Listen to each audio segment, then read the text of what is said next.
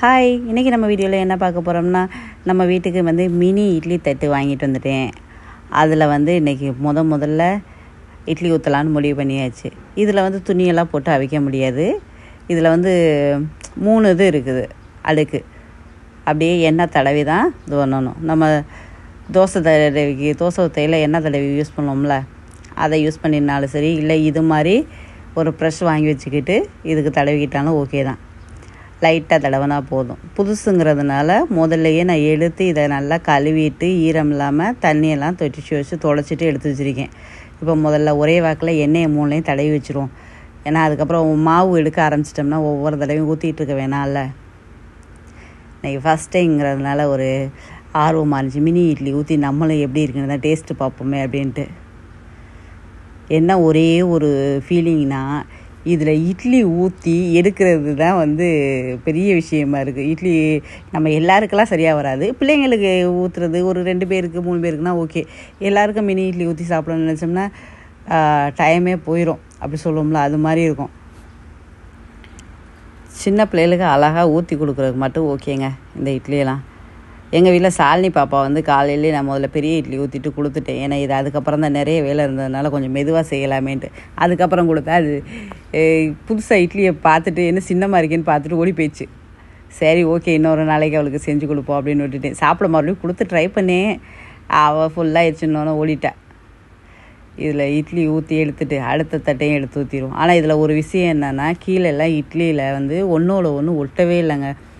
நம்ம பெரும்பாலும் அடுக்கடுக்காக தட்டு வச்சோம்னா இட்லி மாவு மேலே உள்ளதில் ஒட்டி இருக்கும். இல்லைன்னா தண்ணி ஆவி அடிக்கையிலையும் வரும்ல சொல்லுவோம்ல, அது மாதிரிலாம் இதில் எதுவுமே இது பண்ணலை. நான் இட்லி மாவை ஊற்றிட்டு வைக்கையிலையும் லைட்டாக அப்படி தட்டை நம்ம ஒரே மாதிரி குலுக்கிட்டு வைப்போம்ல, கேக் பேக்கிங்கெல்லாம் வைக்கையில் தட்டை எப்படி தோணுவோம்ல, அது மாதிரி லைட்டாக குலுக்கி விட்டுட்டு அதுக்கப்புறம் வச்சோம்னா இது மாதிரி வைக்கையில் மாவு வந்து ஒரே மாதிரி ஃப்ளாட் ஆயிரும். இதை பொறுமையை மட்டும் மாட்டி விடுங்க. ஏன்னா கஷ்டப்பட்டு ஊற்றிட்டு அதுக்கப்புறம் கையை தட்டி விட்டோம்னு வச்சுங்களேன், அவ்வளவும் வந்து அதை க்ளீன் பண்ணுறதுலே இன்னும் நேரம் போயிடும் நம்மளுக்கு. இப்போ அடுத்த லாஸ்ட்டு தட்டுலையும் அதே மாதிரி எடுத்து ஊற்றிடுவோம். எல்லாத்துலேயும் எடுத்து ஊற்றிட்டு அப்படியே இதையும் வச்சுட்டு, இதுக்கு வந்து மேலே வந்து ஒரு பிளாக் கலரில் ஒரு ஸ்க்ரூ மாதிரி கொடுத்துருப்பாங்க. அப்படியே வச்சுட்டு திருகி விட்டுட்டோம்னா நல்லா மாட்டிடும். அப்போ நம்ம கையில் தூக்கையில் இதுவாக இருக்கும். பாருங்க, இப்படி தூக்கையிலே வந்து எடுத்துக்காத அளவுக்கு நல்லா டைட் பண்ணிடணும் நம்ம. இதை அப்படியே நான் வந்து இப்போ இட்லி பாத்திரத்துக்குள்ளே தான் உள்ளே வைக்க போகிறேன். ஏன்னா இது தட்டு மட்டும் உள்ள செட்டு தான் தனியாக வாங்கியிருந்தது. இட்லி செட்டியெல்லாம் தனியாலாம் வாங்கலை. இது வெறும் 320 ரூபா தான் நம்ம ஊரில். யாருக்காவது ஆசையாக இருந்துச்சுன்னா இது மாதிரி வாங்கிக்கோங்க. தனியாக செட்டோட வாங்கி வேஸ்ட் பண்ண வேண்டாம். திங்ஸ் எல்லாம் எதுக்கு காசு நிறைய கொடுக்க வேண்டாம். இதை வந்து நார்மலாக நம்ம பார்த்தாவே தெரிஞ்சிடும். முதல் நார்மல் இட்லிக்குன்னா தண்ணி தொளிச்சு விடுவோம். உங்களுக்கு டவுட்டாக இருந்துச்சுன்னா லைட்டாக ஒரு ஸ்டிக்கு எடுத்து வச்சுக்கிட்டு அப்படி குத்தி பாருங்கள். அதில் ஒட்டாமல் வந்துருச்சுன்னா எடுத்துடலாம். இதை முதல்ல இந்த மாதிரி பிடிச்சி எடுக்கையில் அடுப்பு ஆஃப் பண்ணிட்டு எடுத்து வச்சுட்டு ஒரு 5 நிமிஷம் போகட்டும். அதுக்கப்புறம் வந்து அந்த ஆவியெல்லாம் அடங்கினதுக்கப்புறம் அந்த ஸ்க்ரூவை கழட்டிட்டு ஒவ்வொரு தட்டாக எடுத்து வச்சுருவோங்க. அது ஒரு நிமிஷம் பார்த்திங்கன்னா ஆறிடும். அதுக்கப்புறம் எடுக்கிறதுக்கு ஈஸியாக இருக்கும். நம்ம அந்த சூடோடு எடுக்க வேண்டாம் எப்போவுமே. இது வந்து எடுக்கிறதுக்கு நம்ம ஒரு சின்ன டீஸ்பூனாக எடுத்துக்கிட்டு அழகாக அப்படி சுற்றிக்கிட்டு கையை விட்டோம்னா அழகாக வந்துடும் ஒரே இதில். இங்கே பாருங்கள், கொஞ்சம் கூட அந்த மேலே உள்ள தட்டில் உள்ளது கீழே தண்ணி இறங்கலை, மாவு ஊட்டிகிட்டு வரல. நான் போய் சொன்னல ஒட்டாமல் வந்திருக்கு, நல்லா இதுவாக இருக்குன்ட்டு.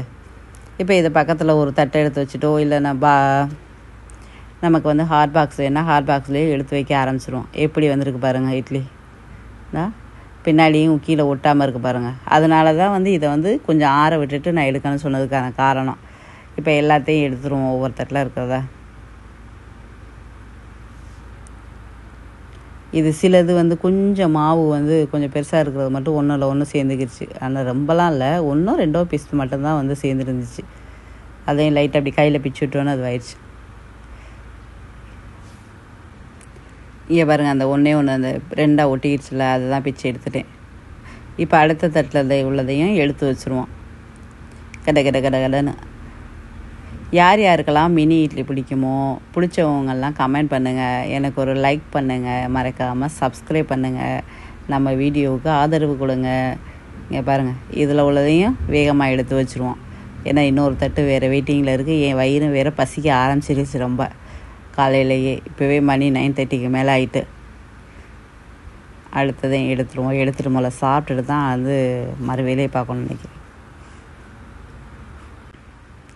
இந்த தட்டில் உள்ளதையும் எடுத்து முடித்த உடனே அடுத்தும் லைட்டாக மறுபடியும் இதே மாதிரியே எண்ணெயை தடவிட்டு ஒவ்வொரு தட்டிலையும் மறுபடியும் மாவை ஊற்ற வேண்டியது தான். மாவை ஊற்றிட்டு நம்ம அதே மாதிரி எப்படி ஃபஸ்ட்டு வச்சோமோ அதே மாதிரி வச்சு எடுத்துட வேண்டியது தான். அதுக்கிடையில் இந்த பக்கம் வந்து சாம்பாரில் ஊற்றி ஊற வச்சுருவோம் இந்த மினி இட்லியை வேறு. ஏன்னா இது சாப்பிட்டுக்கிட்டு இருக்கையிலே அடுத்து வந்து அதுவும் வெந்துரும்ல, வேணும்னா நமக்கு எடுத்துக்கலாம், இல்லைன்னா அடுத்தவங்க சாப்பிடையில் யூஸ் பண்ணிக்கலாம். ஒவ்வொரு தடவையும் இது மாதிரி மட்டும் சேஃபாக மட்டும் துணி விட்டுருங்க, அப்படியே சேக் பண்ணி விட்டுட்டு. இப்போ இட்லியை ஒரு நல்ல பவுலில் போட்டு சாம்பாரை ஊற்ற ஆரம்பிச்சிருவோம். அப்படியே இன்றைக்கி வந்து நல்ல கத்திரிக்காய் முருங்கைலாம் போட்டு இட்லி சாம்பார் தான் வச்சுருக்கேன். கொஞ்சம் தண்ணியாக அதை எடுத்து ஊற்றிடும். இட்லியை பற்றில எப்படி ஒரு தட்டு நிறைய இருக்குது, இன்னும் ஒன்று ஒன்றா எடுத்து வச்சிடும். சாம்பார் ஊற்ற அப்படியே நல்லா எரிஞ்சிருச்சு. இதில் நான் வந்து பாதியே வச்சுருக்கலாம் போல். நான் முன்னாடி வந்து அதை யோசிக்காமல் நல்லா நிறைய ஃபுல்லாக அடுக்கிட்டு சாம்பார் கொஞ்சம் கொஞ்சமாக இடையில ஊற்றுதேன். ஆனால் நிறைய ஊற்றினோன்னு இன்னும் முதுன்னு நிறைய வந்துடுச்சு. நான் லாஸ்ட்டாக சாப்பிட்ற டயத்தில் பார்க்கையில். இங்கே பாருங்கள், நல்லா ஒரு 2 கரண்டி சாம்பார் அப்படியே மோந்து ஊற்றி விட்டா அப்படியே தலைன்னு அதில் குளிச்சுக்கிட்டு இருக்கிற மாதிரி ஊறிக்கிட்டு இருப்பாங்க. எப்படி இருக்குது, எவ்வளோ சாம்பார் இழுக்குது பாருங்கள். நான் 2 கரண்டின்னு நினச்சிக்கிட்டு இருந்தேன், 4 கரண்டி அளவுக்கு ஊற்றியாச்சு. இது கொஞ்சம் நேரம் ஊறட்டும், எப்படி இருக்குன்னு டேஸ்ட்டு பார்ப்போம். நம்ம மிளகு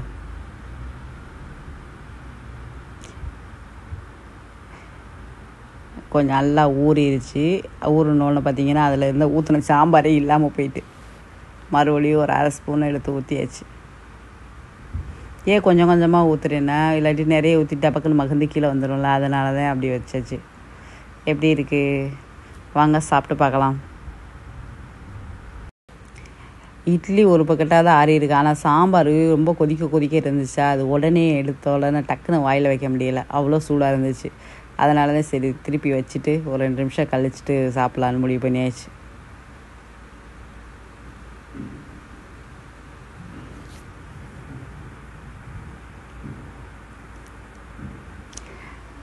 நல்லா இருக்குங்க சாம்பாரோட. இன்றைக்கி சாம்பார் சூப்பராக இருந்துச்சு. பிடிச்சவங்க லைக் பண்ணுங்கள், ஷேர் பண்ணுங்கள், மறக்காமல் சப்ஸ்கிரைப் பண்ணிடுங்க. தேங்க்யூ.